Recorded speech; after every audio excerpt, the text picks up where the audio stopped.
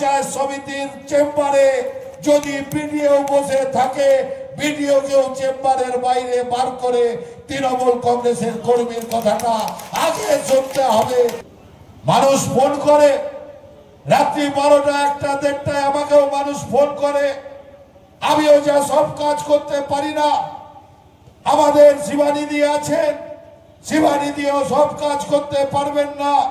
পঞ্চায়েত সমিতির সভাপতি শাহজাহানদা আছেন, শাহজাহানদাকেও বলবো সব কাজ করতে পারবেন না। কিন্তু তৃণমূল কংগ্রেসের কর্মী এলে তার কথাটা আগে শুনতে হবে। পঞ্চায়েত সমিতির চেম্বারে যদি বিডিও বসে থাকে, বিডিওকেও চেম্বারের বাইরে বার করে তৃণমূল কংগ্রেসের কর্মীর কথাটা আগে শুনতে হবে, তার প্রতিকার করতে হবে। আমি তাই বলবো, আমাদের লড়াইটা একত্রিত ভাবে করতে হবে। 2026-এ ময়না বিধানসভা জিতবই জিতবই জিতবো। আজকের বিজয়া সম্মেলনী থেকে আমাদেরকে এই শপথ নিতে হবে।